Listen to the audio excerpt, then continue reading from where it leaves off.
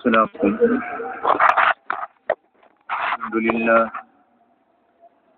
الحمد لله نحمده ونستعينه ونستغفره ونؤمن به ونتوكل عليه ونعوذ بالله من شرور أنفسنا ومن سيئات أعمالنا من يهده الله فلا مضل له ومن يضلله فلا هادي له ونشهد أن لا إله إلا الله وحده لا شريك له ونشهد أن سيدنا ونبينا ومولانا محمدا عبده ورسوله صلى الله تعالى عليه وعلى آله وأصحابه وسلم تسليما كثيرا كثيرا. أما بعد فأعوذ بالله من الشيطان الرجيم. بسم الله الرحمن الرحيم. ولله على الناس حج البيت من استطاع إليه سبيلا ومن كفر فإن الله غني عن العالمين. صدق اللہ العظیم. بزرگان محترم اور برادران عزیز،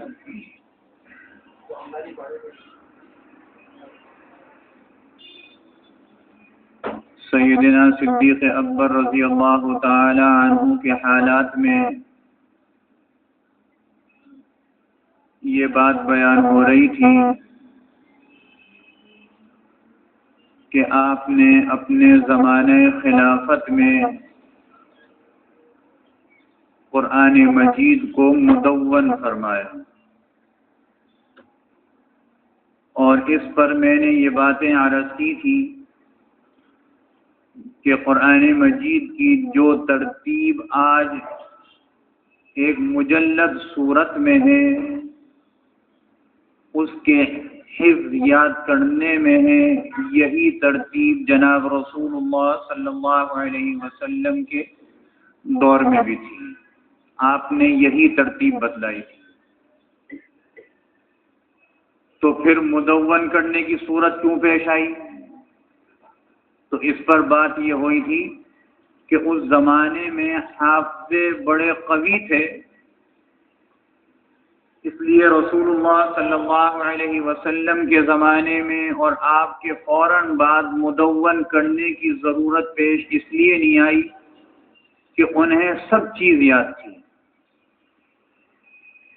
وہ تو ایک جنگ ہوئی جس میں کثیر تعداد میں حفاظ اور قراء شہید ہو گئے، تو حضرت عمر رضی اللہ تعالی عنہ نے یہ بات عرض کی کہ اگر اسی طریقے سے 2-4 جنگوں میں اور اس طرح شہید ہو جائیں گے تو یہ قرآن مجید جو سینوں میں محفوظ چلا آ رہا ہے ختم ہو جائے گا، اس کو مدون کیا جائے.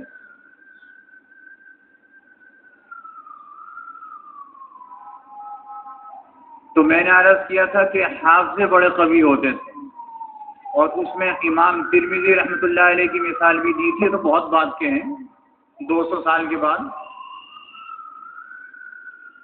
ایک مثال اور، پھر اس کے بعد وہی کہ تدوین کیسے ہوئی. آپ نے بخاری شریف کا نام سنا ہے، بڑی مشہور کتاب ہے حدیث شریف کی، اور اس کتاب کو اصح الکتب بعد کتاب اللہ بھی کہا جاتا ہے. قرآن مجید کے بعد سب سے صحیح کتاب جو ہے وہ بخاری شریف ہے. بخاری شریف کے مدون ہونے سے پہلے یہ درجہ موطا امام مالک کا تھا. حضرت امام بخاری محمد ابن اسماعیل البخاری رحمۃ اللہ علیہ، یہ جب پیدا ہوئے ہیں 194 ہجری میں، صحابہ کرام کا دور ختم ہو گیا، تابعین کا دور بھی ختم ہو گیا، تبع تابعین کا دور ہے. حضرت امام بخاری رحمۃ اللہ علیہ نے بہت سے ایسے اساتذہ سے علم حاصل کیا جو تبع تابعین تھے. تبع تابعین انہیں کہتے ہیں جنہوں نے ایمان کی حالت میں کسی تابعی کی زیارت کی ہو، ان کے پاس بیٹھے ہوں، اسی ایمان کی حالت میں دنیا سے گئے ہوں. بہت بڑا درجہ ہے یہ بھی. امام بخاری رحمۃ اللہ علیہ تبع تابعین کے شاگرد 194 ہجری میں پیدا ہوئے. پیدا ہونے کے بعد ایک حادثے میں ان کی آنکھیں چلی گئیں، بینائی چلی گئی. ان کی والدہ رو رو کے دعائیں کرتی تھیں کہ یہ صحت مند ہو جائے، صحیح ہو جائے، آنکھیں درست ہو جائیں، علم دین حاصل کرے. ایک دن حضرت ابراہیم خلیل اللہ علیہ السلام کو خواب میں دیکھا والدہ نے. حضرت ابراہیم علیہ السلام نے کہا اللہ نے تمہاری دعائیں قبول کر لی ہیں، تمہارے بیٹے کی آنکھیں صحیح ہو گئی، بینا ہو گیا. ہوا صبح اٹھی، جس طریقے سے سورج نکلتا ہے وہ سورج اونچا ہوتا رہا، ان کی بینائی واپس آتی چلی گئی، واپس بینا ہو گئے. ایسی بینائی اور بصارت ہو گئی کہ پھر رات کو 14ویں رات کی چاند کی روشنی میں کتاب لکھی. ایسی بصیرت. یہ حضرت امام بخاری رحمۃ اللہ علیہ احادیث کے حافظ ہیں. ایک مرتبہ کسی علاقے میں گئے، ان کے حافظے کی بات بیان ہو رہی ہے. کسی علاقے میں گئے، ان کے حفظ کی شہرت تھی، تو جو آدمی کسی بات میں بڑا مشہور ہو جاتا ہے تو اس کے کچھ مخالفین بھی پیدا ہو جاتے ہیں. تو 10 آدمی جمع ہوئے اور ان 10 آدمیوں نے پہلے یہ بات کری کہ ہم 10 حدیثیں اس طریقے سے یاد کرتے ہیں کہ ان کے جو راوی ہیں، ان کی جو سند ہیں اس میں گڑبڑ کر دیں. سند کسی اور حدیث کی ہے، اس کو کسی اور حدیث سے جوڑ دیں گے. اس طریقے سے 10 حدیثیں پہلے یاد کری انہوں نے کئی دن میں نا. امام بخاری رحمۃ اللہ علیہ آئے، انہوں نے کہا جی آپ ہم سے حدیثیں سن لیجئے. یہ 10 آدمی حدیثیں سناتے ہیں. امام بخاری گردن نیچی کر کے احادیث سنتے ہیں. جب وہ سب سنا چکے، 10 سنا دی، 100 ہو گئی، تو امام بخاری رحمۃ اللہ علیہ نے ان سے کہا تم نے 10 حدیثیں اس طریقے سے پڑھی، پڑھ کر سنا دی فوراً. تم نے 10 حدیثیں اس طریقے سے پڑھی، تم نے اس پورے 10 کو سنا دی، 100 حدیثیں سنا دی. کہنے لگے تم سب نے غلط سنائی ہے. اب میں ان کو صحیح طریقے سے پڑھتا ہوں. ان کی جو روایتیں تھیں، ان کی جو سندیں تھیں، ان سندوں کو ہر حدیث کے ساتھ جوڑ کر پھر صحیح طریقے سے سنا دیا. دیکھیے غلط طریقے سے سنی، یاد ہو گئی، ان کو غلط سنا دی. سنانے کے بعد فرمائے سب غلط تھی، اب میں صحیح سناتا ہوں. کیا حافظہ اللہ نے دیا ہوگا. یہ حضرت امام بخاری رحمۃ اللہ علیہ حضرت امام ابو حنیفہ رحمۃ اللہ علیہ کے شاگردوں کے شاگرد ہیں. حضرت عبداللہ ابن مبارک رحمہ اللہ تعالی جو محدثین میں سے ہیں، ان کے شاگرد ہیں. وہ براہ راست امام ابو حنیفہ کے شاگرد ہیں، جن سے صلاۃ التسبیح کی روایت ہے. وہ حدیث شریف جس میں صلاۃ التسبیح کا ذکر ہے، یہ عبداللہ ابن مبارک رحمہ اللہ سے روایت ہے. تو میں نے عرض کیا اس زمانے میں حافظے بڑے قوی ہوتے تھے. تو جب حضرت صدیق اکبر رضی اللہ عنہ کے سامنے یہ بات آئی کہ اگر اسی طریقے سے اور ہو گیا تو یہ سارے قوی الحفظ جو ہیں یہ ختم ہو جائیں گے، تو یہ قرآن مجید کا کیا ہوگا. تو حضرت صدیق اکبر رضی اللہ عنہ نے، ایک صحابی ہیں حضرت زید ابن ثابت رضی اللہ عنہ، جلیل القدر صحابی، انصاری صحابہ میں سے، ان کے ذمے یہ کام لگایا کہ آپ بیٹھیں، اپنے ساتھ کسی کو مقرر کریں اور سارے میں اعلان کر دیں کہ جس کے پاس جو قرآن مجید کی کوئی آیت، کوئی سورت موجود ہے، کوئی سپارہ موجود ہے، وہ ہمیں لا کر بتلائے، نقل کرائے ہمیں. حضرت زید ابن ثابت رضی اللہ عنہ فرماتے ہیں کہ حضرت صدیق اکبر رضی اللہ عنہ اگر مجھ سے یہ کہتے اس پہاڑ کو اٹھا کے وہاں رکھ دو، میرے لیے آسان تھا. کتنا مشکل کام بتلا دیا. حضرت صدیق اکبر رضی اللہ عنہ نے انہیں اس کے فوائد بتلائے، اس کی ضرورت، اہمیت بتلائی، راضی ہو گئے. مقرر یہ ہوا کہ جو آدمی جو آیت جو سورت جو سپارہ لے کر کے آئے گا 2 گواہ بھی ساتھ لائے گا کہ یہ آیت یہ سورت یہ سپارہ جناب رسول اللہ صلی اللہ علیہ وسلم سے سنا ہے، آ کے نقل کرائے، حافظے میں تو موجود ہے، پھر اس کو نقل کرایا۔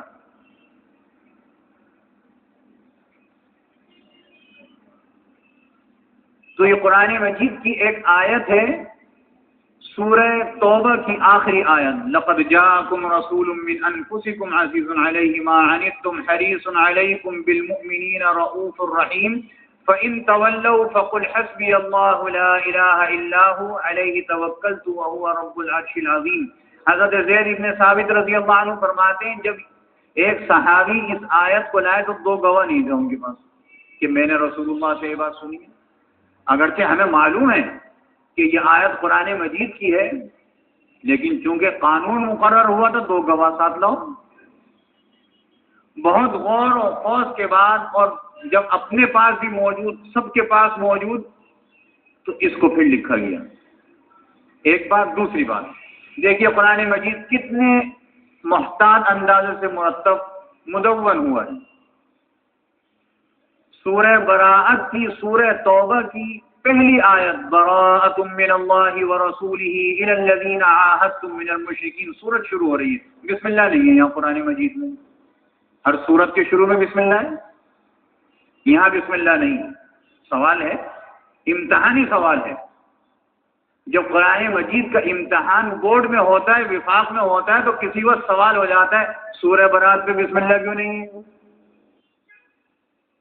معقول سوال ہے، ہر سورت کے شروع میں بسم اللہ ہے، یہاں کیوں نہیں ہے؟ اس کا جواب یہ ہے کہ جس وقت یہ آیتیں حضرت زید ابن ثابت رضی اللہ عنہ کے پاس آئیں، جن صحابی نے گواہوں کے ساتھ ان کو نقل کرائی تو یہ بات کہی کہ ہمیں حضور علیہ الصلوۃ والسلام نے یہ آیت اسی طریقے سے پڑھائی تھی، شروع میں بسم اللہ نہیں پڑھائی تھی اور یہ بھی فرمایا تھا کہ سورت یہاں سے شروع ہو رہی ہے۔ تو حضور علیہ الصلوۃ والسلام نے براءۃ من اللہ کے ساتھ بسم اللہ نہیں پڑھائی، اس لیے قرآن مجید میں آج بھی بغیر بسم اللہ کے ہے۔ اور جب رسول اللہ صلی اللہ علیہ وسلم نے بسم اللہ نہیں پڑھائی تو جبریل امین نے اللہ کے پاس سے جو لوح محفوظ سے لائے اس میں بھی بسم اللہ نہیں سنائی، اور جب جبریل امین نے بسم اللہ نہیں سنائی تو اللہ رب العزت نے جب یہ قرآن مجید پڑھ کر بتلایا، واحد کتاب ہے اللہ کی جو اللہ نے اس کو پڑھ کر سنایا جبریل امین، توریت پڑھ کے نہیں سنائی، انجیل پڑھ کے نہیں سنائی، زبور پڑھ کے نہیں سنائی، جتنے صحائف نازل کیے پڑھ کر نہیں سنائے، قرآن مجید پڑھ کر سنایا جبریل امین کو۔ جبریل امین نے آ کر سنایا رسول اللہ صلی اللہ علیہ وسلم کو، رسول اللہ صلی اللہ علیہ وسلم نے اپنے اصحاب کو سنایا، انہوں نے اپنے شاگردوں کو، انہوں نے اپنے شاگردوں کو، انہوں نے اپنے شاگردوں کو، آج مجھ تک اور آپ تک پہنچ گیا، سند ہے ایک یہ 34 یا 35 واسطوں سے میں رسول اللہ صلی اللہ علیہ وسلم کا شاگرد ہوں، اپنی بات کر رہا ہوں میں، اتنے واسطے ہیں۔ اسی لیے اس قرآن مجید کو کلام اللہ کہتے ہیں۔ کلام کسے کہتے ہیں؟ جو زبان سے منہ سے بات نکلے اس کو کلام کہتے ہیں۔ میں بول رہا ہوں، میں کلام کر رہا ہوں آپ سے، آپ کوئی بات مجھ سے کہیں گے، آپ کلام کریں گے۔ کلام اسے کہتے ہیں جو زبان سے منہ سے بات نکلے۔ اللہ نے یہ کلام اپنے منہ سے سنا، اب منہ کیسا یہ اس کی شان کے مطابق، ہماری آپ کی طرح نہیں، ہم اس پر تصور نہیں کر سکتے۔ اللہ نے اپنی زبان سے اس قرآن مجید کو سنایا جبریل امین کو، اس لیے یہ کلام اللہ ہے۔ اس کا ایک شرط یہ بھی، اس لیے سورہ برات کے شروع میں بسم اللہ نہیں ہے۔ اب اس کے لیے کیا مسئلہ ہے؟ اس کے لیے مسئلہ یہ ہے کہ جب سورہ انفال سے پڑھتے پڑھتے آئیں اور سورہ انفال ختم ہو جائے اور سورہ براءت یا اس کا دوسرا نام سورہ توبہ ہے وہ شروع ہو جائے تو بسم اللہ نہیں پڑھیں گے، آگے براءت من اللہ شروع کر دیں گے، اور سورہ براءت سے تلاوت شروع کریں تو صرف اعوذ باللہ من الشیطان الرجیم پڑھیں گے، بسم اللہ نہیں پڑھیں گے، براءۃ من اللہ سے شروع کر دیں گے. اور کسی بھی سورت کے ابتدا سے تلاوت شروع کریں سورہ برات کے علاوہ تو اعوذ باللہ کے ساتھ بسم اللہ پڑھنی بھی لازمی ہوگی، اس لیے کہ وہاں لکھی ہوئی. اور قرآن مجید میں کسی بھی سورت کے درمیان کی کسی بھی آیت سے آپ تلاوت شروع کر دیں تو اعوذ باللہ پڑھنا فرض ہے، بسم اللہ پڑھنا سنت ہے. اگر ہم درمیان سے شروع کریں اعوذ باللہ من الشیطان الرجیم کیف یکون للمشرکین عہد عند اللہ، اعوذ باللہ پڑھنا فرض ہے. قرآن مجید کی جب تلاوت شروع کی جائے تو اعوذ باللہ پڑھا کرو. فَإِذَا قَرَأْتَ الْقُرْآنَ فَاسْتَعِذْ بِاللَّهِ مِنَ الشَّيْطَانِ الرَّجِيمِ 14ویں سپارے میں اللہ نے ذکر فرمایا جب قرآن کی تلاوت شروع کرو تو اعوذ باللہ شیطان مردود سے پناہ حاصل کر لیا کرو اللہ کی. تو اعوذ باللہ پڑھنی پڑے گی، فرض ہے. اور بسم اللہ جس صورت پر لکھی ہوئی ہے وہی سے تلاوت شروع کر رہے ہیں تو اعوذ باللہ کے ساتھ بسم اللہ بھی فرض ہوگی. درمیان سے شروع کر رہے ہیں تو اعوذ باللہ فرض ہوگی، بسم اللہ سنت ہوگی. پڑھ لیں گے ثواب مل جائے گا، نہیں پڑھیں گے تو کوئی حرج نہیں. کتنے سارے مسائل آ گئے اعوذ باللہ بسم اللہ. یہ قرآن مجید مدون ہوا، جب مدون ہوا تو لکھی ہوئی صورت میں آ گیا. میں نے عرض کیا کل کو کسی کو یہ نہ ہو کہ جی مولوی صاحب نے تو کہا مدون ہوا تو رسول اللہ کے زمانے میں ایسا نہیں، وہی قرآن ہے، ترتیب بھی وہی ہے جو رسول اللہ صلی اللہ علیہ وسلم نے بتلائی ہے، کوئی ذرہ برابر فرق نہیں ہے. اور میں نے اس کی اتنی بڑی مثال دے دی کہ براءۃ من اللہ پر بسم اللہ نہیں تھی تو بغیر بسم اللہ کے ہی آئی، جیسا تھا ویسی آ گئی. یہ مدون ہو گیا، ایک جلد بنا لی گئی. رسول اللہ صلی اللہ علیہ وسلم کے بعد جب یہ ہوا کام حضرت صدیق اکبر رضی اللہ عنہ کے دور خلافت میں آپ کے پاس وہ قرآن مجید جلد کی شکل میں اوراق کی شکل میں رہا. آپ کی وفات کے بعد یہ حضرت عائشہ رضی اللہ عنہ کے پاس چلا گیا. حضرت فاروق اعظم رضی اللہ عنہ امیر المؤمنین مقرر ہوئے تو پھر حضرت عائشہ رضی اللہ تعالی عنہ کے پاس سے منگا لیا، اپنے پاس رکھا. جب ان کا وصال ہوا تو پھر یہ حضرت حفصہ رضی اللہ عنہ کے پاس چلا گیا، وہی قرآن جو مدون ہوا تھا. حضرت عثمان غنی رضی اللہ عنہ امیر المؤمنین بنے تو پھر حضرت عثمان غنی رضی اللہ عنہ نے حضرت حفصہ ام المؤمنین رضی اللہ عنہ سے منگایا، اس کی نقلیں کرائیں. 6-7 قرآن مجید اس کی نقل کے تیار ہوئے، پورے عالم اسلام میں اس کو بھجوایا، اس کی اشاعت کی گئی. یہ اشاعت حضرت عثمان غنی رضی اللہ عنہ نے کی، ورنہ قرآن مجید تو سینوں میں محفوظ ہے، سب پڑھتے ہیں، سارے صحابہ پڑھتے ہیں، دیکھنے کی ضرورت ہی پیش نہیں آتی تھی. یہ قرآن مجید مدون ہوا حضرت صدیق اکبر رضی اللہ عنہ کے دور میں. یہ آپ کے زمانے خلافت کی بات تھی، اس لیے کچھ تفصیل کے ساتھ اس کو ذکر کیا گیا، باقی انشاءاللہ آئندہ جمعہ عرض کیا جائے گا. قرآن مجید کی جو آیت میں نے ابھی خطبے میں پڑھی تھی اس کا تعلق اسلام کے بنیادی اراکین میں سے 5ویں رکن سے ہے. پہلا کیا ہے؟ ایمان، دوسرا نماز، تیسرا روزہ، چوتھی زکوٰۃ، 5واں حج. یہ 5 بنیادی اراکین ہیں. ان میں سے کسی ایک کا انکار کر دیں گے آدمی دائرہ اسلام سے خارج ہو جائے گا. نماز کو مانے، زکوٰۃ کو نہ مانے، دائرہ اسلام سے خارج ہے. یہ 5واں رکن ہے. اور ہر چیز کا ایک موسم ہوتا ہے. نماز کا ایک وقت مقرر ہے، وقت سے پہلے نہیں ہو سکتی، وقت گزرنے کے بعد قضا ہوگی. اسی طریقے سے حج کا بھی ایک موسم ہے.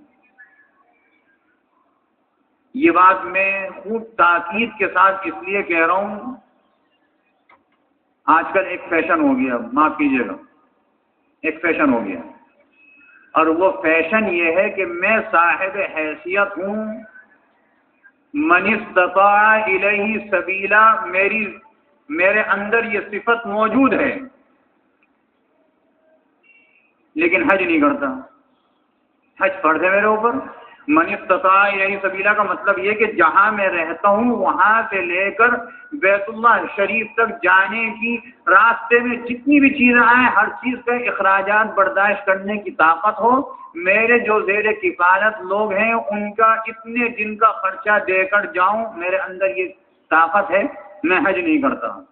حج اسی پر فرض ہے جو من استطاع الیہ سبیلا میں شامل ہے, حج اس پر فرض ہے. میرے اوپر حج فرض ہے, میرے میں اتنی طاقت ہے میں خرچہ کر کے جاؤں, حج بھی کر لوں. ماتحت لوگ جو میرے ساتھ ہیں جتنے دن یہاں سے غیر حاضر رہوں ان کا خرچہ بھی دے کے جاؤں. پہلے میں نے حج نہیں کرا, میرے اوپر حج فرض ہے. اللہ نے صحت دی ہے, اللہ نے مال دیا ہے, دونوں چیزیں دی ہیں, حج فرض ہو گیا. اور پھر حج نہ کروں تو جناب رسول اللہ صلی اللہ علیہ وسلم نے سخت بیزاری کا اعلان فرمایا ایسے شخص کے متعلق جس کے اوپر حج فرض ہو اور وہ حج بیت اللہ نہ کرے, اور حج بیت اللہ نہ کرنے کے بعد وہاں جانے کی توفیق نہیں ہوئی, اس کا موت کے وقت آ گیا. اب چاہے وہ نصرانی ہو کر مر جائے, یہودی ہو کر مر جائے, ہمیں اس کے اسلام کی ضرورت نہیں ہے. یہ مفہوم ہے آپ کی حدیث کا. ہم میں سے کتنے لوگ ہیں جن پر حج فرض ہے؟ کہتے دیکھیے فرضیت میں نہ بیٹی کی شادی رکاوٹ ہے, فرضیت میں نہ یہ رکاوٹ ہے کہ میرے بچے چھوٹے ہیں, کوئی چیز رکاوٹ نہیں ہے.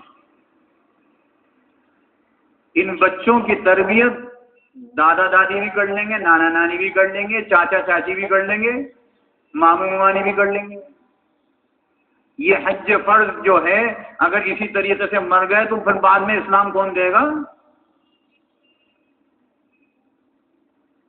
ایک فیشن تو یہ ہے, کہتے ہیں یہ سب چیز ہے, کہتے ہیں جی بچی کی شادی نہیں ہوئی, رشتہ آیا نہیں, رشتہ تو نہیں آیا, تو پھر کیا ہوا؟ پھر آپ حج فرض کریں, وہاں جا کے اللہ سے مانگیں, اللہ اس کو بھی کرا دے گا. نقد کا حساب ہے وہاں پہ, ادھار کوئی چیز نہیں ہے. دوسرا فیشن کیا ہے؟ میرے اوپر حج فرض ہے, عمرے پر عمرہ کر رہا ہوں, حج فرض ادا نہیں کر رہا. اللہ کے رسول نے حج کے لیے فرمایا ہے, یہ نہیں کہا کہ عمرہ نہیں کرے گا تو مسلمان ہو کے مرے, نصرانی ہو کر مرے, کہ یہودی ہو کر مرے. عمرے کے لیے نہیں فرمایا, صرف حج کے لیے فرمایا. حج فرض ہے. اگر جس پر فرض ہے, یہ ابھی موسم آ گیا, درخواستیں لینے کا وقت آ گیا نا سرکاری طور پر, اپنی کوشش تو کیجیے. ہم درخواست دیں, درخواست دینے کے بعد اللہ سے دعا کریں. ہمارے اعلیٰ حضرت حاجی امداد اللہ صاحب مہاجر مکی رحمۃ اللہ علیہ سے کسی نے کہا کہ حضرت دعا کیجیے میں حج کر لوں. ایک دفعہ کہا, دوسرے سال کا, تیسرے سال کا, چوتھے سال کا. حاجی صاحب نے فرمایا بھائی تم نے حج کا کوئی کام کرا, کوئی انتظام کرا؟ کہنے لگے جی نہیں کوئی کام نہیں کرا. کہنے لگے اچھا. پھر ایک دفعہ کہا حضرت میرے لیے دعا کیجیے کہ حج. حاجی صاحب نے فرمایا مجھے اپنے آفس کے اپنے دفتر کی جو کرسی ہے اس پر بٹھاؤ لگے. اوہو, اللہ والے کو اپنی کرسی پہ بٹھانا سارے تاجر سمجھتے بڑی برکت ہوگی نا, ہر آدمی سمجھتا ہے. وہ شوق سے لیٹے گیا اپنے دفتر میں جا کے کرسی پر بٹھایا. کہنے کہ سارے اختیارات ہیں میرے پاس. کہنا ہاں جی سارے اختیارات ہیں. دراز کھولی, پیسہ نکالا, اس کا ٹکٹ خریدا حج کا, جا کے جہاز پہ بٹھا دیا بحری جہاز سے. کہنا اب دعا کروں گا اللہ تجھے خیریت سے لے جائے, خیریت سے لے جائے. یہ کیا دعا ہے کہ دعا کرو حج کی اور انتظام کرو نہیں؟ ایسی دعا کا کوئی فائدہ نہیں. تو جس پر حج فرض ہے وہ اس کی کوشش کریں. دیکھو بھائی بات یہ ہے کہ موت کا کوئی بھروسہ نہیں, کوئی بھروسہ نہیں. ابھی پل کسے کہتے ہیں؟ یہ میری آنکھ کھلی ہے, یہ پلک جھپکی بس, یہ پل, یہ بہت وقت کا سب سے مختصر ترین عرصہ یہ ہے ہماری معلومات میں, ہمارے سمجھانے میں. پل جھپکنا یہ سب سے مختصر ہے نا. اس سے بھی کوئی مختصر وقت ہو تو اس کا بھی یقین نہیں کہ ابھی میں زندہ رہوں گا. دنیا کا کوئی کام نہیں رکے گا. اگر موت آ جائے گی اور حج نہیں کیا ہوگا, حج فرض ہوگا, تو اسلام کون دے گا؟ یہ سوچ لیں تھوڑی دیر کے لیے. اس لیے میری ان لوگوں سے درخواست ہے جن پر حج فرض ہے یا وہ عمرے پر عمرے کرتے ہیں اور حج فرض ہے اور وہ ادا نہیں کر رہے، اس کی کوشش کریں۔ کوشش کرنے کے بعد، درخواست دینے کے بعد موت آ جائے گی تو یہ تو ہوگا بھائی حج کی درخواست دی تھی، موت آ گئی، اللہ تعالیٰ بخش دے اسے اپنی مہربانی سے۔ لیکن اگر ایسا نہیں ہوا تو رسول اللہ صلی اللہ علیہ وسلم کی حدیث یاد رکھیے، اس میں اگر مگر نہیں ہے، بس یہ کہے کہ اگر حج فرض تھا نہیں کیا تو چاہے یہودی ہو کر مرے، نصرانی ہو کر مرے، مطلب یہ ہمیں اس کے اسلام کی ضرورت نہیں ہے۔ اس لیے میرے بھائی اس کی کوشش کر لی جائے۔ اللہ رب العزت ہم سب کو عمل کی توفیق عطا فرمائے۔ وآخر دعوانا الحمد للہ رب العالمین۔